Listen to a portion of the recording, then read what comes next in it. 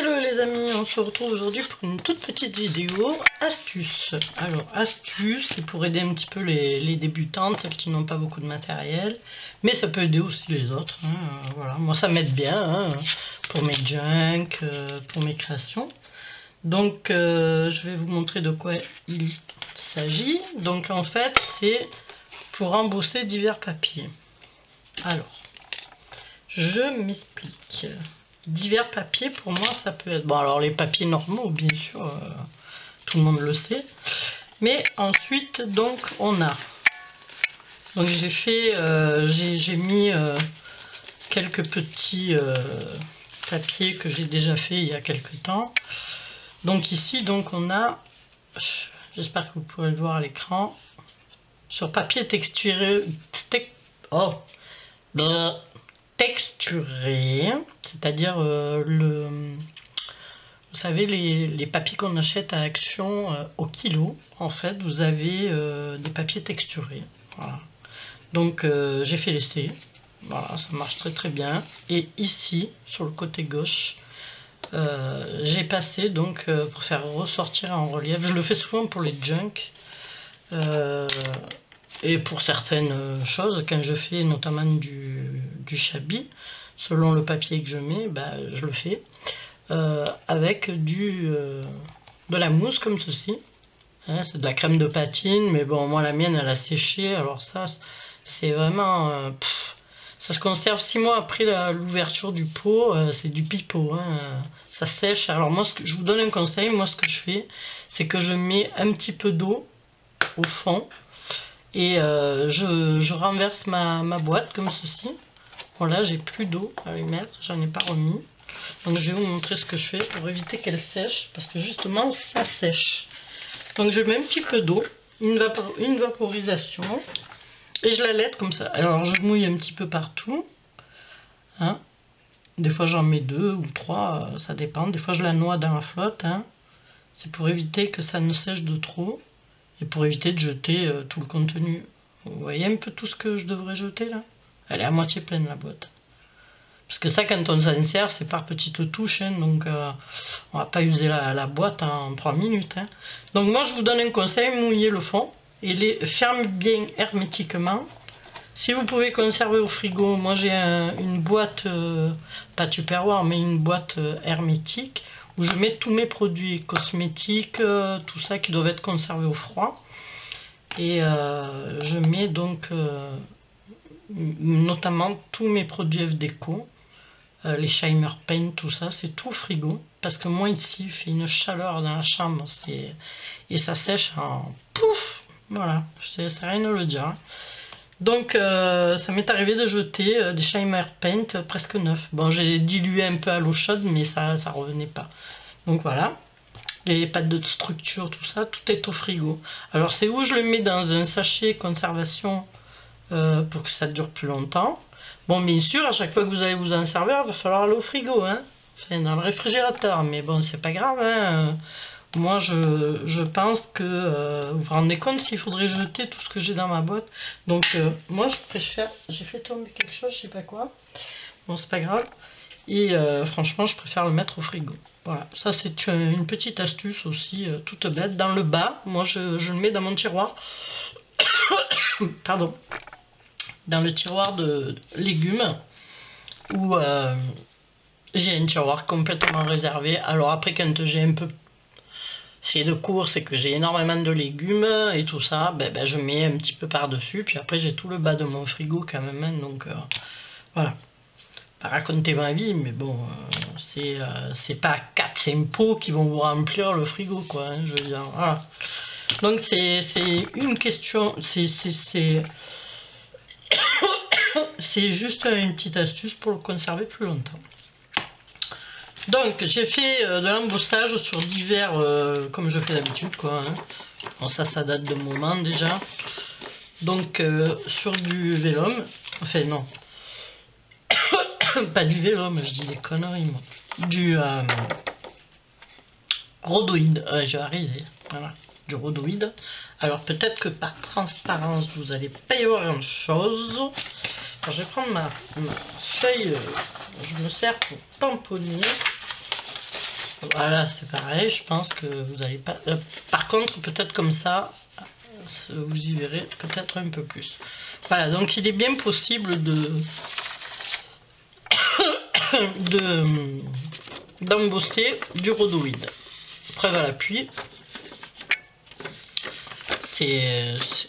En plus, je trouve que ça le rend beaucoup plus joli hein, que des feuilles blanches. Ensuite, sur le même exemple, j'avais fait des petites marguerites. Alors, comme vous pouvez voir, voilà. Donc, elles sortent très très bien. Voilà. Ensuite, après, avec de la mousse couleur, vous pouvez passer par-dessus ou blanc, vous pouvez faire ressortir les couleurs. Et ça, c'est après, chacun fait comme il a envie. Voilà, celui-ci, je vous l'ai montré tout à l'heure. Donc ça, c'est le calque. Donc le papier calque aussi, c'est possible, hein, comme vous voyez. Voilà, c'est pas difficile. Donc j'ai refait sur du calque, le même tampon sur du calque. Alors moi j'ai ma machine qui déconne. Ici elle n'a pas embossé, par contre là oui. Donc il faut regarder ce côté. On sent bien les reliefs sur le papier calque. Ça pourra vous aider. Je l'ai fait sur papier miroir. Bon ça c'est des morceaux que j'avais depuis un moment. Hein. Donc papier miroir. Vous voyez ça marche très très bien. Celui-ci aussi. Ça fait un moment, en hiver. Voilà, quand on veut habiller ou faire une structure d'un album différente.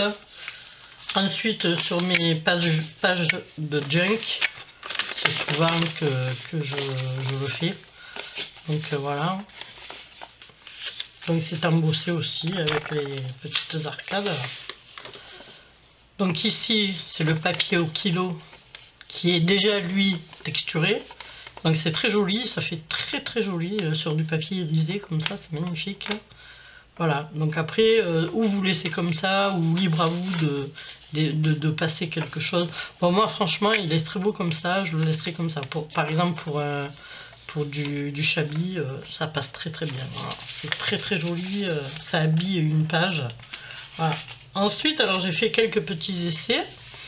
Alors sur du noir, alors ici c'est des motifs sur du papier texturé jaune, donc j'ai embossé et ensuite après j'ai fait quelques petits essais. Alors ici là c'est du mica. Le mica c'est quoi? Ce sont des pigments que je me sers pour teinter mes fondants en bougie, ce que vous voulez.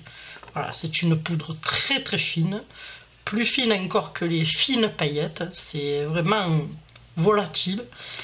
Et voilà, je m'en suis servi, donc j'ai fait, d'abord j'ai passé mon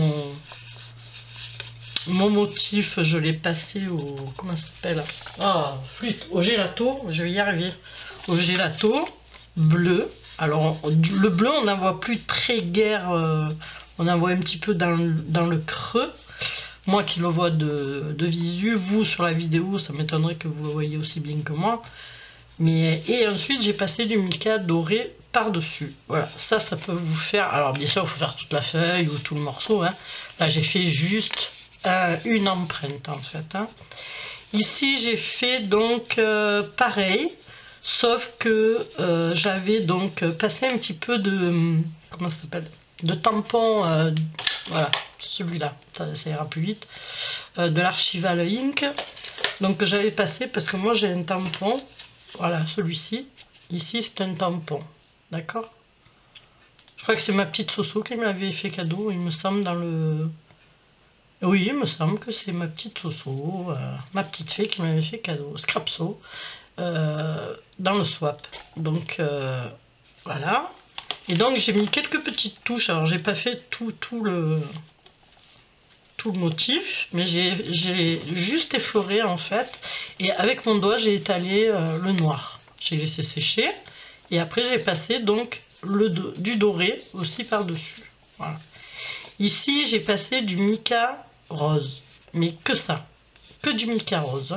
Sur le jaune, ça donne une couleur un peu ambrée, parce que c'est du jaune paille ce jaune, fait un peu ambré. Et ici, sur celui-là, j'ai mis carrément du pad noir, mais vraiment, vraiment du noir. J'ai laissé sécher et j'ai passé par-dessus du doré, du mica doré. Je vais vous montrer ce que c'est un petit peu les micas. Je pense que vous devez savoir ce que c'est. Ça se trouve dans toutes les boutiques de bougies, ça vaut rien du tout. Donc c'est vraiment... moi j'achète ça sur la folie des senteurs, en même temps que mes parfums. Donc voilà ce que ça donne. Je voudrais vous montrer comme c'est très très volatile. D'ailleurs dans les fondants, on en met très très peu, une pointe de couteau pour 100 g de cire. Donc c'est pour vous dire, je sais pas si vous allez voir, parce que mon néandertal... Voilà, j'ai juste touché, regardez mon doigt. C'est vraiment très très... si je fais ça, voilà quoi. Donc pour faire des ombres sur une page ou coloriser une page plutôt que de faire un gâchis, parce que là vous allez le passer, ça va être plus le relief qui va l'absorber, par exemple, que le fond. Avec un doigt. Moi je passe tout avec les doigts, hein. Moi je fais tout avec mes doigts. Voilà. Je préfère mes doigts qu'un bon pinceau. Donc si je fais ça par exemple,